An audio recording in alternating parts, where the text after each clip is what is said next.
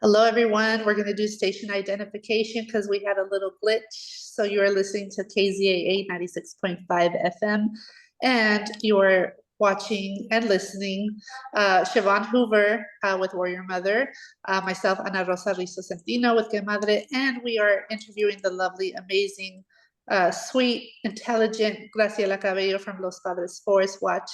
And yeah, we've been talking about some great topics around getting over fears relating to the outdoors. For me, I'm good with the beach, even though I almost died when I was 6 years old in the ocean.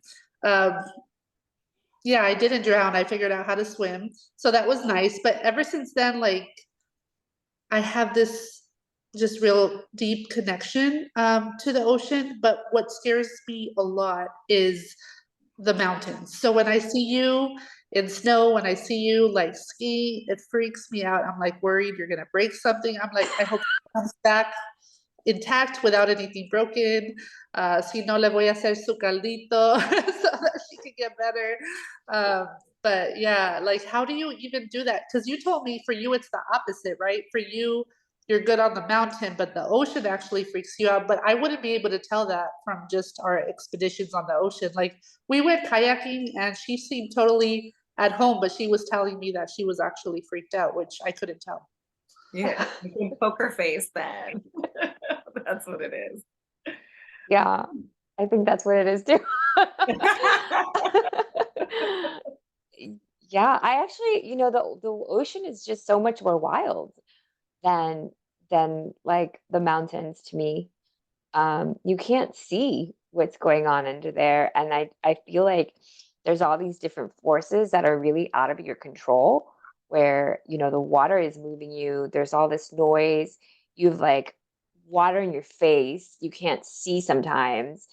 You have to be really, really one and comfortable with the water for you to just enjoy it or be a water person. And I want to get there, and I feel like I've been on this journey trying to get there, but it's work, and I got to put in the work. And I see you, Ana Rosa, you love the ocean, like it just your face lights up in this way that I don't see otherwise when you're out on the ocean or at the beach, like that is your element.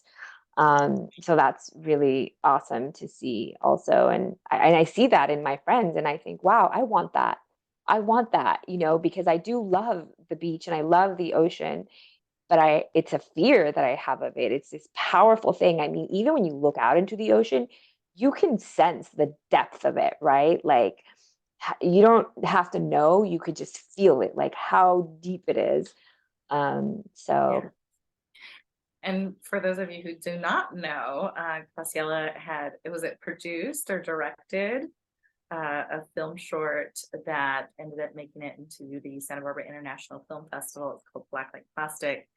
If you have not had the opportunity to check that out, it's a short film, but really well done and informative, quite informative. and Siobhan is in it. So thank you, Yeah, Siobhan. a little cameo. And my children, I spoke to that in the film, is that my children from, I think, gosh, they were like 6 months old when I put them in like swimming lessons.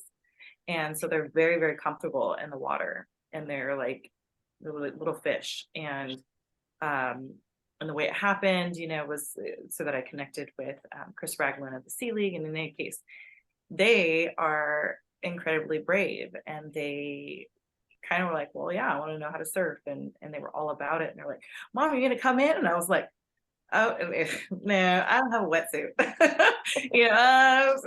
I don't like cold water. Don't be silly, but there's this component of it that's actually really scary for me, because I'm like, same things. Like, I can't see through this water. First of all, it's cold. Yeah, it's cold. That's my biggest hang up, I think, is that it's cold. It's cold. I agree. And the Pacific Ocean, I mean, it's not that cold compared to everywhere else, but I'm just a big baby. And so, but the second part of it is the unknown. And well, what if there's a fish swimming next to me? And my son's like, well, the fish is going to be more scared of you than you are of the fish. And I'm like, oh, okay, well, I never thought about it that way. But, you know, for my kids, it was like, duh, like this is nothing. I'm like, what are you, what are you bugging about, you know? Um, but I have recruited some kids, some youth for the Sea League program, and you know, a lot of times you hear from Black and Brown youth is that I'll say, "Hey, do you want to learn how to surf or kayak or stand up paddleboard?" And they're like, "What? No, that we don't do that. You know, we don't do that kind of thing." So, you know, what can we say to people, listeners, who believe that, you know, certain parts of, you know, ocean recreation, perhaps even like hiking or skiing or snowboarding, those kind of sports, when they think it's not for them or for our culture, what might you say to that?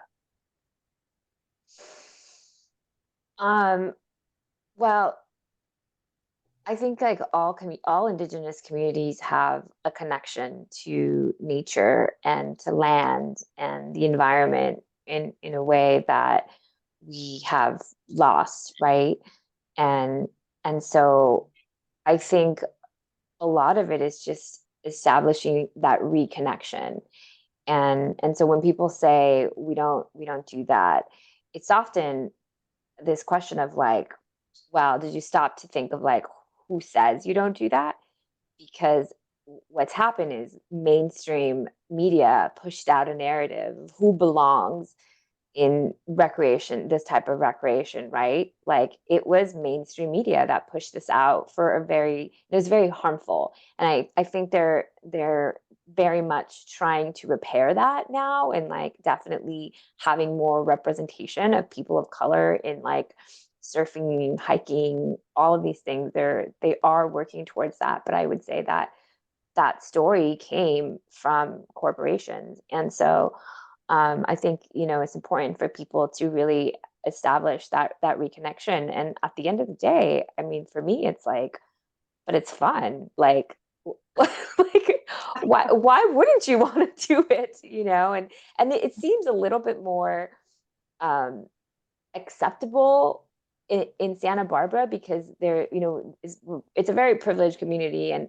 I think if you grow up here, there is this sense of like outdoor recreation. Like a lot of people do something, or they know somebody who does something. They go hiking or whatnot. But I think outside of that, then it starts to become a little bit less accessible, and maybe that has to do with like locations. It's a small community. It's not a big deal for you to go to the beach or to go to the mountains. Um, but Camping is always a big thing in our yeah, camping, exactly. We did camping as a kid, and it was a way that we all gathered because nobody had a big enough house for to get like our 52 cousins in one place. So what do? You go to the river and you get everybody there, even though you're not supposed to have that many people there.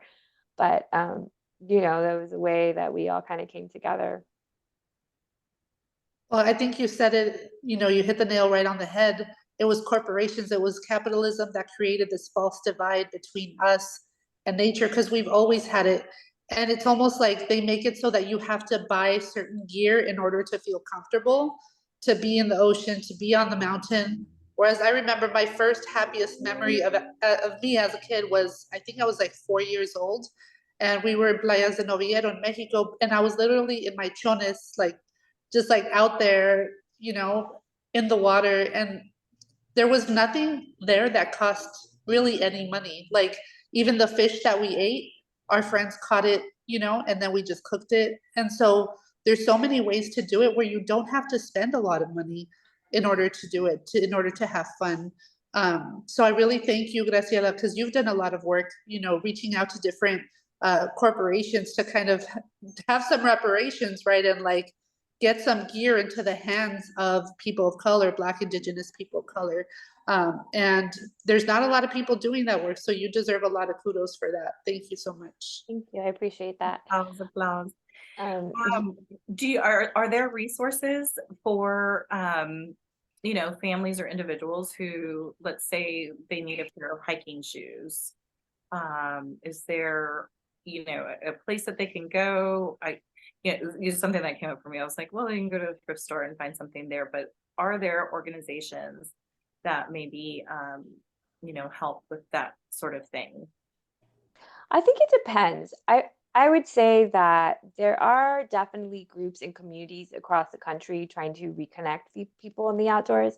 I was actually involved with founding an organization called Latino Outdoors, that really was about connecting cultura and community in the outdoors. And sometimes, yeah, the gear companies would donate backpacks and things like that. So you really have to like do some research to what's available for you in your own community. And then there's also like Outdoor Afro doing a lot of that work across the country. Black Girls Trekking. There's so many different communities that are doing different things to like reconnect people to these places. But I, to be honest, like when I realized after I graduated college that there was something really missing for my life and I wanted to start doing this, I got a job at REI. Yeah, I was up in the Bay Area and I got a job at REI in Berkeley. And I was like, I need discounts on everything that I need. And then eventually, like this world opened up where I was realized that a lot of these companies have used gear sales. And they do them like once a month where you can come in and shop. The REI in Santa Barbara now just has permanent used gear in their store, so you don't even have to wait for the sale to go around. They've also created a site, I think it's like rei.com/used. Patagonia also has the worn wear site. So, companies are coming around and then you can just go to the thrift store. Sometimes I look on like Facebook Marketplace to see what's available. You don't need to get new gear if you just want to try something out. Like it's okay to start with some used gear and see what works for you. I know Los Padres Forest Association will do like a gear sale, a used gear, like where the community donates a ton of stuff, and that's a really good one to go to and just like see what they have. I think they do it up at Tucker's Grove. And there's like a ton of stuff from like camping stoves, tents, anything, and it's all like used for the community to come and try it out. Very cool. Mhm. I love that. One of my last questions is, locally, there are, many hiking trails, and certainly you can get on an app and find them. But what do you find might be one of the best places to find a trailhead? Locally, Mhm.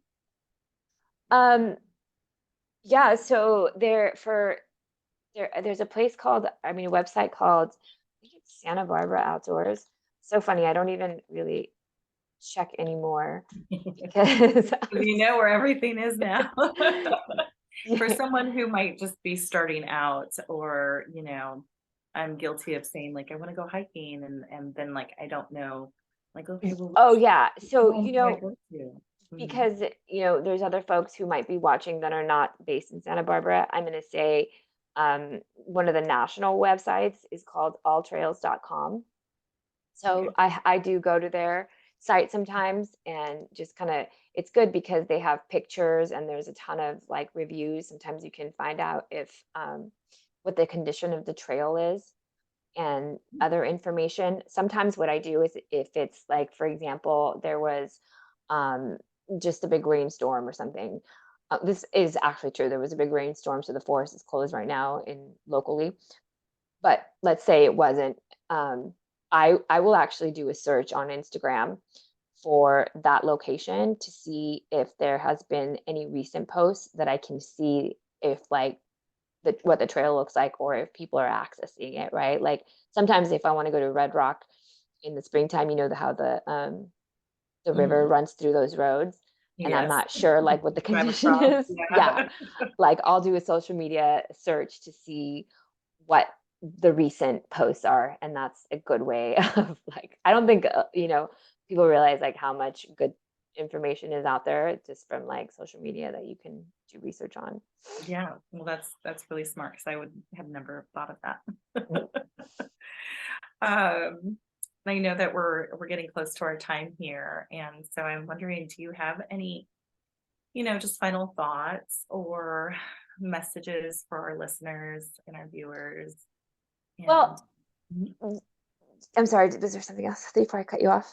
no. Oh, no, it's just, I know you do a lot of speaking on this topic. So is there anything maybe that you don't get to share on other panels about this topic that you can share with our listeners? And also that red, your lipstick is like phenomenal. We need to know what that is.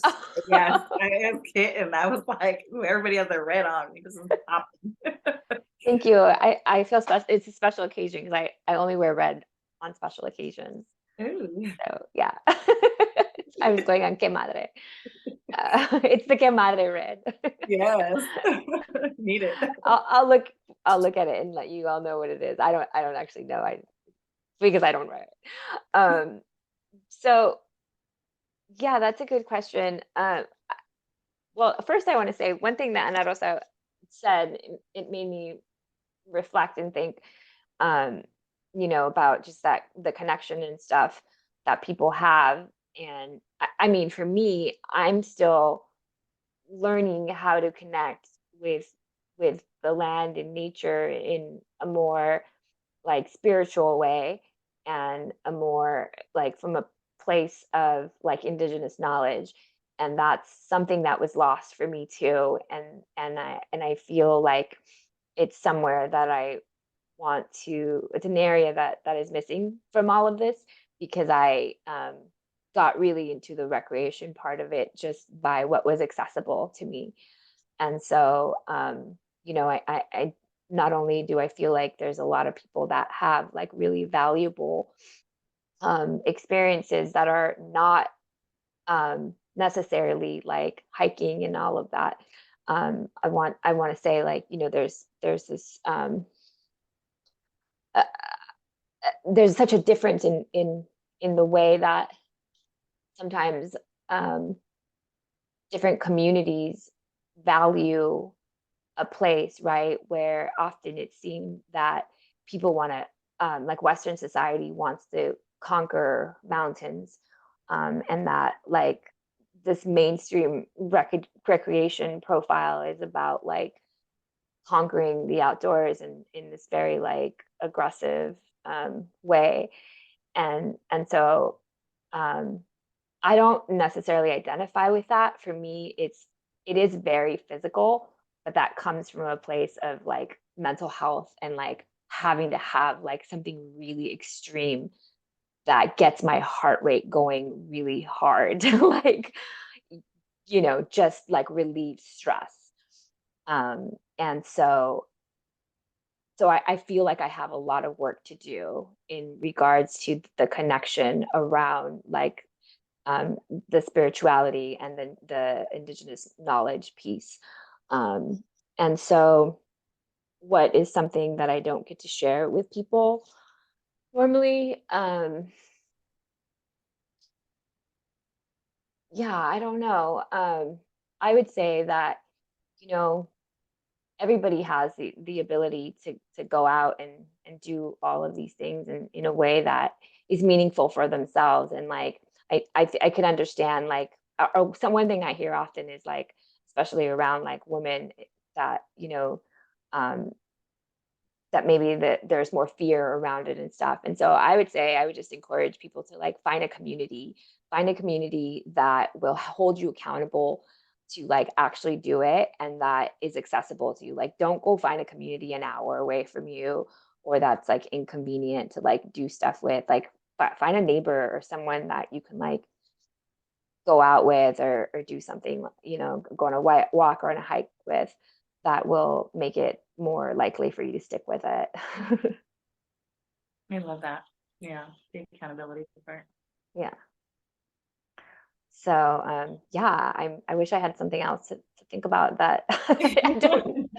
You're all good. I It's, just feel like very honored that you're here today, and we're just blessed with and graced with your presence, and appreciate all of the knowledge that you've shared today. It's really informative. And for those who want to maybe take a look at your website, do you want to leave that with us? yeah.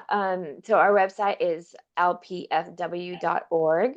and it's for Los Padres Forest Watch. Or you could just go to forestwatch.org. It'll take you to the same place, learn about some of the issues that we're working on to protect the forest and how you can get involved. Also, there's this really cool interactive map that everybody is really enjoying. It tells you what trails are actually open during this like forest closure. And there's even up to like LA County is included. So definitely worth checking that out. It's on our website. And thank you both for having me. I really am so in awe of all that you do, and this show is very cool, and I think the community appreciates it.